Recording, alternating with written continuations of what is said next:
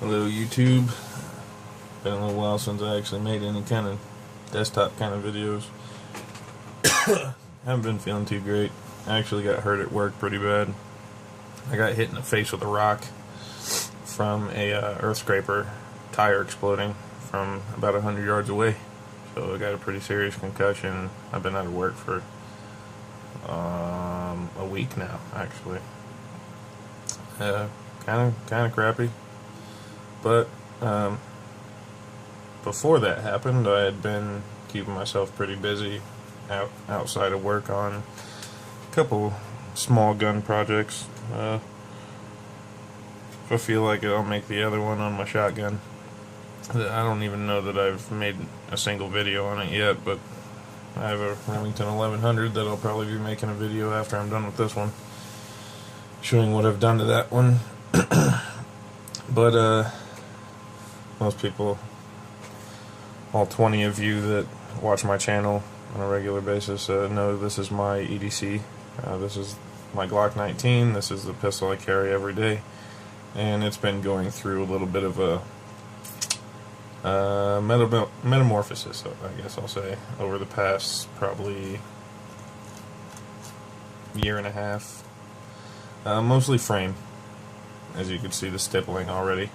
I've been shaping this to my hand over the past year and a half, little by little, and it's been paying off. Primarily the three things I should say that I've done to this, the big ones, is a really substantial high undercut on this trigger guard.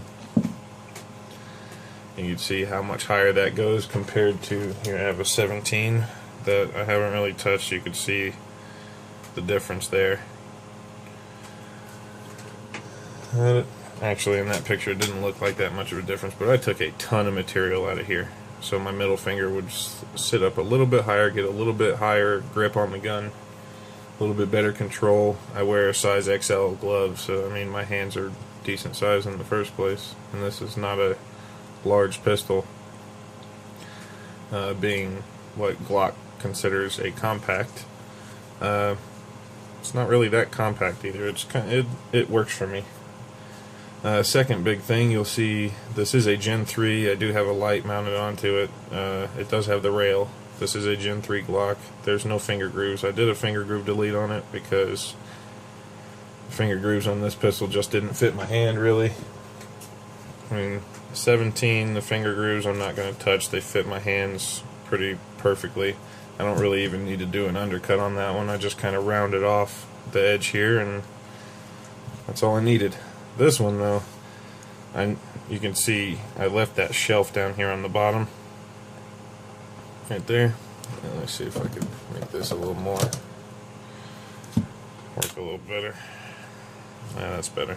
You can see I left this little shelf here, and I just took the finger grooves off, gave it my own stipple job. It's kind of a coarse stipple. Wow, that just looks like crap, don't it? Can't focus or something. Whatever. Get rid of that light. It's a pretty coarse chain link kind of pattern stipple job. The entire front strap is stippled. The entire control hand's palm, and the whole back, at least up to here. The top of my hand right here, I don't need stippling or grip on that, so I'd rather not tear my hands or my gloves up. And I left support hand pretty unstippled. I also got rid of that bump. Now keep in mind, before you guys start judging me on this, this gun is not meant to be pretty. I'm never planning on selling it, and it needs to run 100% accurately and fast. That's what everything's geared for. So nothing's really form. Everything is function. I mean, I could pretty this up some. I could just take my soldering iron and smooth that out and sand it. It doesn't make any difference to me though. Just to get that out of the way. I also put the same sort of chain link pattern for my support thumb, and I oriented it in a way to where I had the absolute most downward traction that I could afford, so my thumb gets a really good grip. As I'm holding the pistol, slide comes back, it recoils. I'll try to move this hand out of the way. Rise, and that motion right there, I get a really good grip with my thumb, so everything stays exactly where I want it. So that's what the purpose of that is. When I first got the pistol, that's not an aftermarket sight, it's just a paint pen dot, just so it stands out to me a little bit more. I do that to all my Glocks. You can see that's a stock sight, but it looks like a night sight because it's just got an orange dot in the middle of it. It works for me. It's cheap. I already have the paint pen, which a pack of 2 paint pens costs like $4 anyway, so it's really cheap. But it works. I haven't had any issue with my front sight on any Glock I've ever had, and I've owned a ton of them. This is the only gun I've ever had an issue with the back sight, which you could see all the dents on it on this top corner here and on the side from a punch hitting it.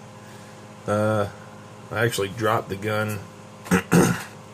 I broke my holster and I dropped the pistol, and it landed perfectly flat on its side, and that impact threw the sight out of it. Kind of interesting.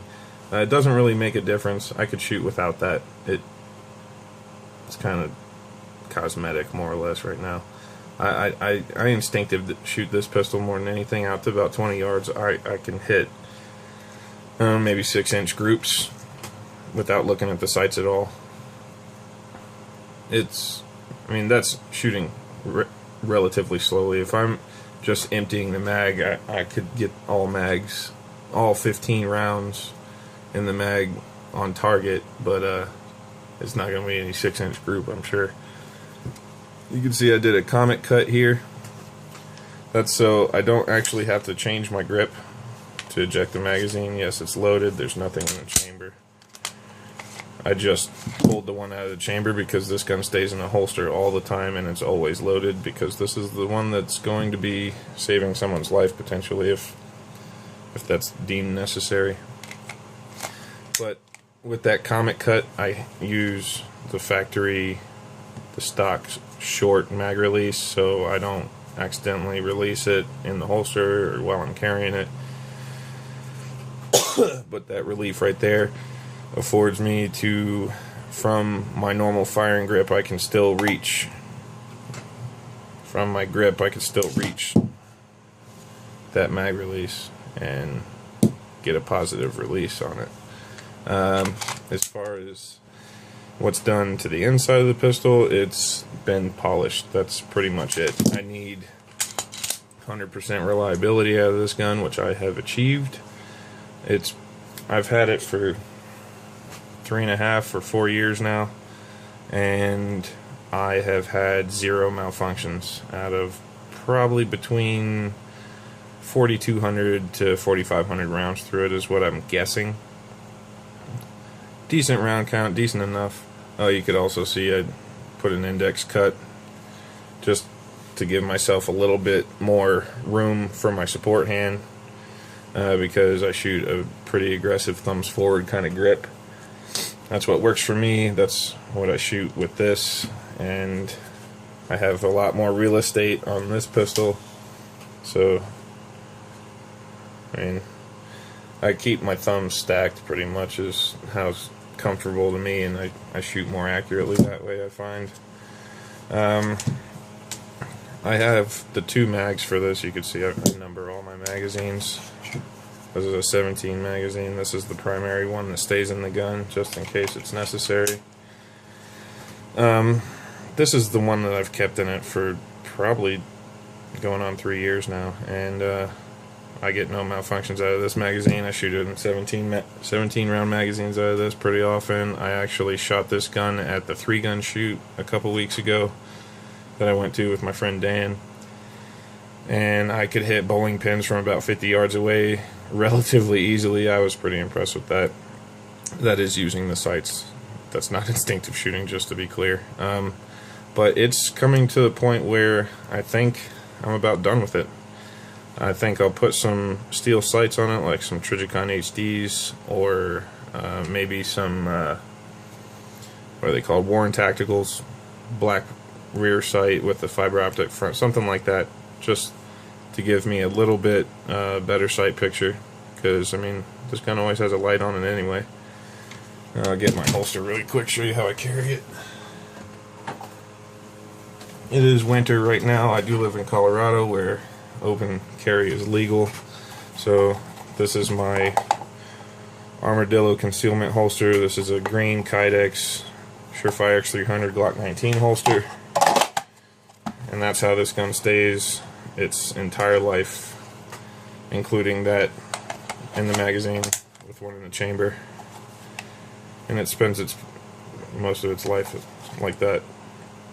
If I'm not carrying it, it's stationed in my house for my wife to use if necessary, along with a few other guns throughout my house. And that's pretty much it for that one. That's all I wanted to say about that, really. And put the grip force adapter back on the 17, and I actually have been doing quite well with this. I get plenty of grip off of it because it's actually very coarse texture. I have more real estate on this gun. This gun also has a complete competition spring set. It's pulling at like 3¼ pounds, I think, is what the trigger's pulling at. This one's at 5½, and it's just polished. It's all factory other than that. This has every spring in it. Extended mag release, and this is pretty much what I will be shooting 3-gun with, provided I get the rest of my gear here soon. So that's it for this one. See y'all later.